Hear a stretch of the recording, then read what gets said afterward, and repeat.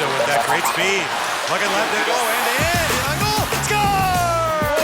Brett Lebda with a highlight reel goal. Detroit is hoping it has a star on the horizon in Brett Lebda, who continues to learn from his defensive partner and childhood hero, Chris Chelios. He was my favorite player growing up, and at first he took me under his wing and showed me the ropes, was real kind with me, and then it's starting to be a little tough love now where he gets on you a little more and he expects more out of you, but I think it's a good thing in the end.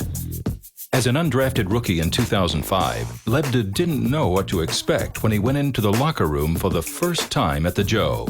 I made the team, and my locker was between Nick and Chelly, and kind of walked in there and try to be as quiet as I could and just be a big sponge that first year and try to learn as much as I can and take in from those guys what it meant to be a Detroit Red Wing.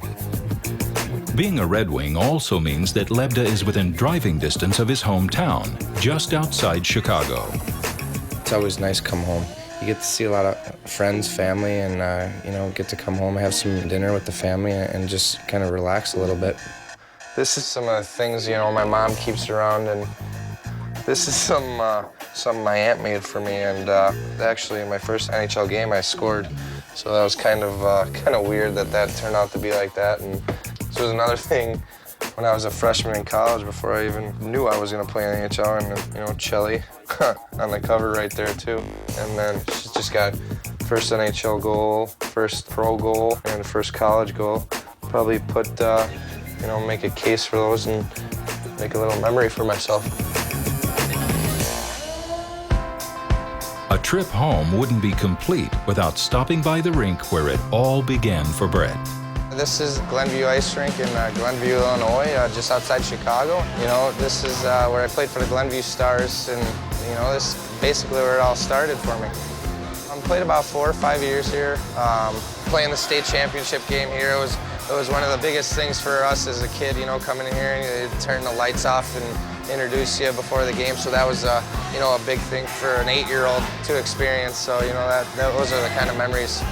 There it is. There. Oh, no, that was the year we lost. Yeah, that's Brett Lebda up there, 1992. 4th place. Number 9. I wore number 9. I don't even remember that. Huh. Guys, this is Brett Lebda. What's up, guys? How you guys doing today? What are you guys doing here? Shooting it in the net? Doing drills around here? You want to pass the puck to me a little bit? I like working with kids. I teach hockey schools as much as I can in the summer and help out as much as I can, and kind of keeps you young. Hey guys, thanks for letting me pass with you today a little bit. Hey, Daniel, thanks for letting me come out today. Keep having fun.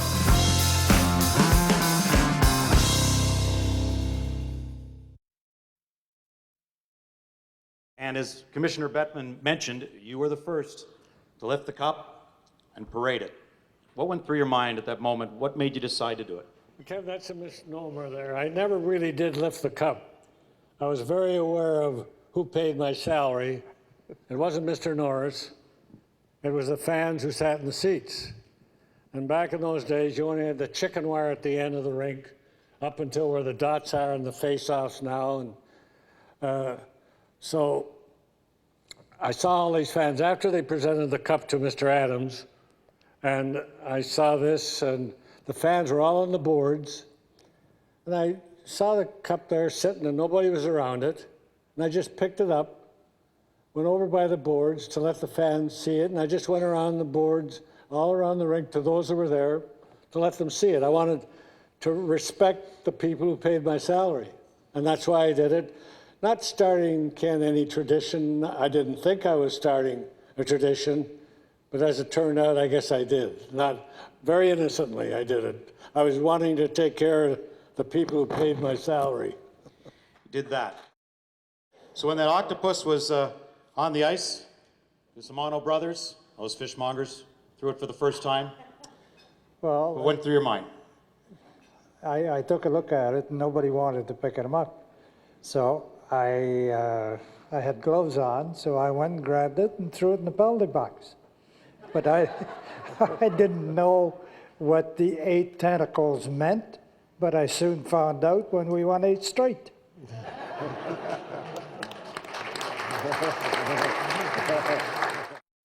You weren't the next center to take over from Sid, were you? No, Dutchy Rival was there. Then I guess it was about 2 or 3 months later or something into the season, and We needed more help. Ted had enough of him. Well, how did these two guys treat you? You're a youngster. How did Ted and Gordy treat you? They treated me real well. I stayed around for 23 years, didn't I? And I got to give these guys credit. That's all part of my career. Ken, excuse me. Yep. When Alex first came up, Gordy and I used to sit on the bench, and we used to marvel at what he could do with the puck. He was a magician. And we used to say, look at that young guy, what he can do with the puck. He was, as I say, they talk about Datsuk now. This is Datsuk's forerunner. Yeah, he was. And you know, Ken, you're talking about, Marcel was talking about the 51-52 team. I think that year we could have played all summer, and I would challenge teams today. That team we had in 51-52 was unbelievable. The chemistry, we didn't want to win. If we lost 2 games in that year, I felt sorry for the team we played the next night, that we were going to kick the living hell out of them. I guarantee you. We were not going to lose. We were not going to lose. But Gordy, off the ice, you remember, it was a very tightly knit group, wasn't it? Yeah, it's long. Like I read, just sorry to bust in, but like Teddy and Sid Abel and the captains of the club, we have a day off on Monday as a rule, and we'd maybe twice a month we'd get together and all the families, the girlfriends, the wives, and the fathers and mothers, if they're around, but we'd have. At different homes we go, and I think the first one we started off was with Ted's, and we worked that through. Or you would be surprised how many thoughts roll out in a given relaxation that we had, and if I think the club takes, the people on the head of the club think they've done a great job in getting rid of a certain error which we had in the club, but basically it was the players themselves. We just felt very strong, Ken, that we should be a team and it should be done together. And we didn't want any excuses. Everybody had to get there. Get a babysitter. Don't use an excuse. And he's If you didn't show up, you still had to pay your share of the bill. That was the truth. That's a true story. And you know what, Ken, at that time, people were, we had a bowling league. We used to bowl every week. Remember? We had a bowling league. And Andy Verapapa and all the great bowlers of the time for Stroh's Brewery and Pfeiffer's Beer and all used to bowl with us. And we bowled every week. We had a bowl. We even had our own shirts. we had our own shirts. We were competing off the ice. But I mean, it was so close. God, it was fun. People say to me, Marty, did you enjoy playing? What the hell, it was wonderful. What the hell, we were winning every year. I mean, it was just, the companionship was unbelievable. Hate to sound like Larry King, but who was the best bowler? Yeah, I don't know who the thing was. I don't know. Gordy had a torpedo ball. Torpedo ball. We always felt, they used to have the pin boys down there. And we always felt sorry for the pin boys. And when Gordy wound up, he was throwing a torpedo ball right down the middle. In that series, Jack Stewart was a real leader. He was the captain then, and I was just a rookie at 19 years old and just come up from Omaha, and we had a big meeting, and Ted can verify that Gordy wasn't there. Gordy had been hurt, and we were down a couple of games to the Rangers in the final, and we stayed in Toledo. And some of those games were played in Toronto, right, Marcel? Yeah. Madison Square Garden ice wasn't available. Yeah, Madison Square Garden had a nice show or something. And so he called a meeting, and Jack and Sid were roommates. And when we got in the meeting, his dander got up. He looked at Sid and he said, "That bag of bones, Raleigh, making an ass out of you. If I have to hit both clubs, we'll win this goddamn thing. That's true. Remember that, Ted? That's right. That's right. Yeah. And he broke whoever's arm that night. He broke Coleman's arm or something. He gave a two-hander, and but I remember we said to Sid. He said, "How'd you?" Because Sid and him were rooming together, and we said, "How'd you sleep last night?" He said, "So they slept with one eye open." I never forget that. I never forget that. He had a one eye, and sure enough, the next night or the first 5 minutes of the game, Stewart gave him a two-hander, and boom, and that was it. Kirkland Lake, we had normal temperature in the winter was 15 below. And it's about 600 miles, 700 miles straight north of Windsor. And on a clear, cold night in the wintertime, we could get WJR like I was downtown Detroit.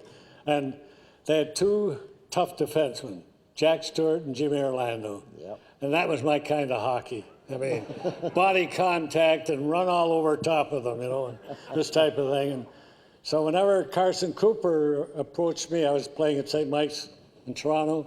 We played one night in Hamilton, had a good night, had a couple of goals, couple of fights, which I won, hadn't lost those.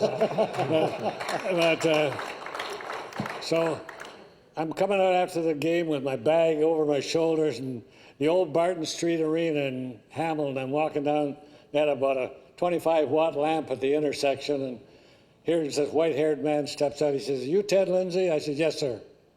He says, "I'm Carson Cooper, chief scout of the Detroit Red Wings. Ever think about playing pro?" That was, my eyes were running then. I said, "Well, Detroit's my favorite team because of Jack Stewart and Jimmy Orlando." He said, "Well, I'm going to put you on the Detroit list." But he says, "I have to check in the NHL headquarters tomorrow because at that time there was no draft. And every National Hockey League team in the 6-team league were allowed 25 names on that list." And he said, "If Detroit has 25 names on that list, we'll have to drop one off and put yours on." I said, "That's good. I hope that works out." That was the last one. And then I go to training camp in September in Windsor and was lucky enough to make the Red Wings. Well, Gordy and I were in the playoffs against Toronto, and we were playing Toronto. We played the first two games in Detroit. Then that was a Thursday night. Then we're going to Toronto for Saturday night. And Larry Hillman hurt Todd Sloan, who was their Toronto's #1 center iceman. And he was through, but there was no penalty on the play. So Maple Leaf Gardens on Friday morning gets a call. If Howe and Lindsay show up for the game Saturday night, they'll be shot. Now, this is going back in '52. And there weren't the idiots running around the world that they have today, you know, taking shots at people. So we had a young kid came from Montreal, made a trade. Adams made a trade early, Marcel Bonan. And when Marcel first came to Detroit, he couldn't speak a word of English, but he learned how to say ham and eggs. So the first 2 months he was in Detroit, he had ham and eggs for breakfast, lunch, and dinner. So we're getting dressed for the game, and Gordy said, "Marcel," he said, "put my sweater on."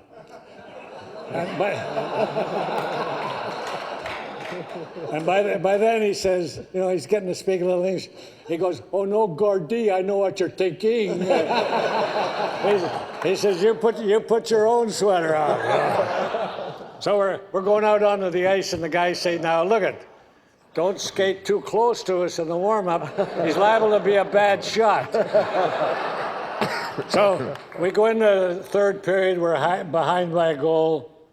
I was lucky enough to get the tying goal in the third period. We go into sudden death overtime, and I was lucky enough to get the winner in overtime. So after the guys were all through jumping all over me, nobody could have shot me that night. I had a bulletproof body at that night, and so after they're all through, I go to center ice, and for whatever reason, I guess there's a lot of ham in all of us. And so I went to center ice, and I took my stick, turn it around, and I go, like around the circle, like I was in a machine gun in a tank. And you know, it was amazing. In the Gardens that held 15,000 then, there was 14,500, there were 500 booing. But when I took that stick, there was probably 5,000 of them quit booing. Figured, hey, Lindsay has a sense of humor, you know? And that's the way that. I sat next to Uke. We used to call him Uke because he was a Ukrainian boy. And I remember Terry back when he played junior hockey, because when he was with us in junior hockey, he was about 220 pounds. And then he got mono, and he lost weight and so forth, and he got down to about 80. To me, and he had a very moody type of goaltender, so forth, which all goaltenders, I thought they had their own union. Every goaltender that I ever knew, they were a different breed of cats. You just had to let them do their thing. He's the greatest goaltender I've ever known in my lifetime. I mean, he was absolutely outstanding. He was big, strong, great hands, moved his feet, and he just proved it. I can't say enough about the guy, and I guess you guys in the sports business had voted him maybe the best goaltender of the last 100 years, and I have to agree with that. I mean, he would stone you today because I thought he was just so quick and so good, and with the equipment these guys have today, I don't think they'd ever get a goal by him. We traveled by train all the time. There were no flying, but you played Toronto home and home, Chicago home and home, Montreal home and home. You'd play in Montreal Saturday night. All games were at 8:30.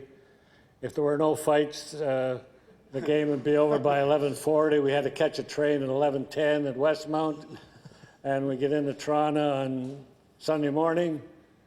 And we always, because the Canadians were coming on the same train with us, we always hoped they would put the dining car between the two sleeping cars. Because, again, I didn't want to walk through to go to breakfast and look at all those stupid Frenchmen. You know? But you got to remember, he's part French. He's part French. He's part French. I better stop you there, Ted, before something. Marcel? Can I say Yeah, hang on, Ted, before you get yourself in real trouble. Going along with this. Yep. One night we're in Montreal, and I'm giving you stupid Frenchman, and then going on there for probably 2 minutes, and all of a sudden Butch Bouchard comes up. He said, Teddy, you got the Frenchman on your team.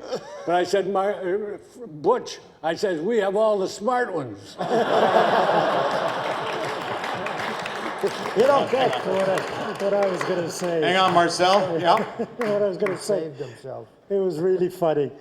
Teddy was on the bench. You goddamn Frenchman. Sorry, Mars.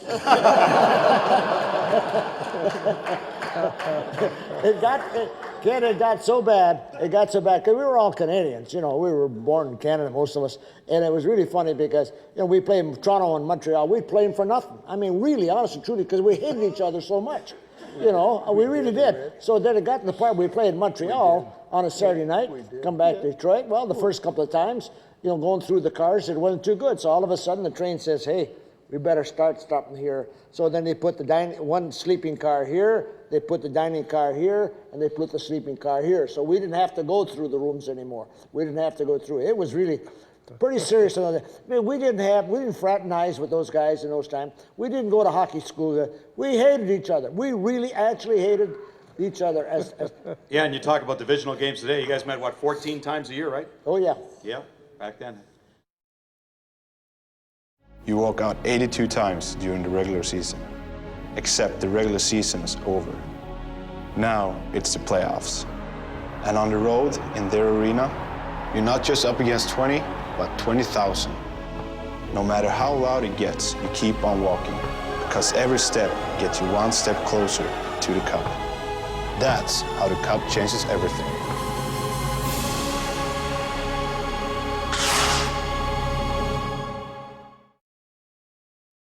One of the best open ice hitters in the game. You're talking about Cromwell hits that are going to be on highlights for years to come.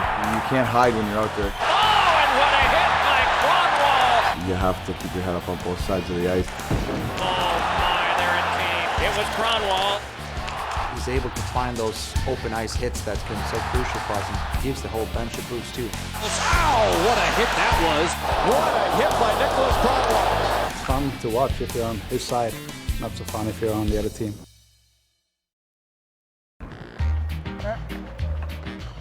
Testing, 1, 2. Oh, the stick is awful. I suck. All the way over. Oh, a couple of cracks. Oh, this is too good to pass up right here. Oh. Oh. My 4-year-old shoots the puck harder than that. No! Got some of my mustache hairs like curled up going in my nose. Gives it to me, I drive. Third one I go behind the net. Oh, you cheater, I had you. You gotta go around the stick, Chris. Low blocker, backhand. No, you can't. You don't have that in your arsenal. Just hit the net. Took my jersey. It was hanging on myself. You want it? Oh! Felt a little small. It's that, what size are you? This is... I'm 56. You cannot fill a 56 out, Drake. Yeah, 56. That's what you're wearing. That's what that is. So are you. I know, it looks big on you. It's a little long. Yeah. Oh! Can't teach that stuff. You're gonna go have a 14-ounce fillet somewhere. Oh, who is in their pit? Is that you? Yes, it is. Look, hey, his nose is sweating. It's you. Yeah, yeah, it was. It was either him or Bear, one of the two. It wasn't you? It wasn't me. Yeah! No, you didn't. No, you wanted to score it. I buried it. Yeah! Dog! Dog! On the fly, dog! Oh, you're sleeping. Thanks. Excuse me. Oh! What? You're on video. Why? You're so negative all the time. Yeah. That was a good shot. That was a Okay? great shot. Sometimes Backhand. Not you. You were slow. He was good. Oh. Sometimes you got to say it. hit the net. Is that it? Is that it? Yeah. Light it up.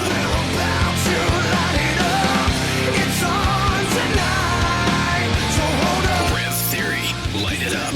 Available now.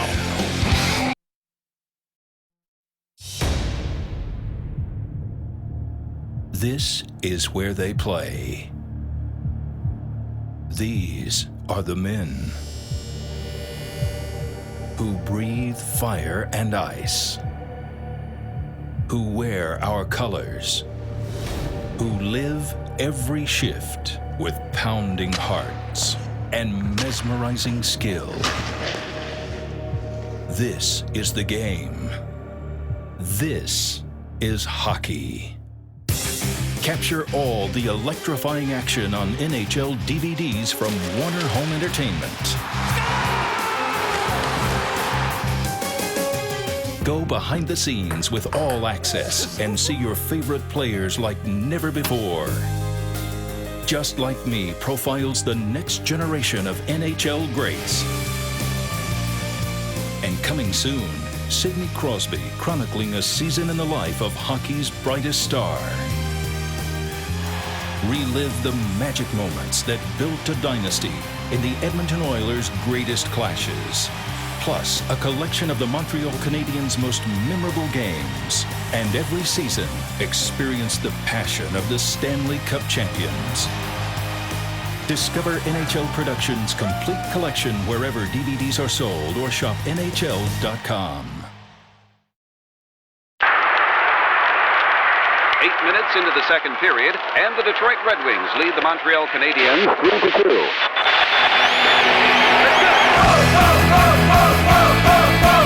The game has changed.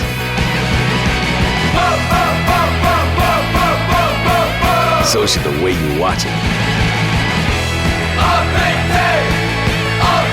NHL Network, the home of hockey.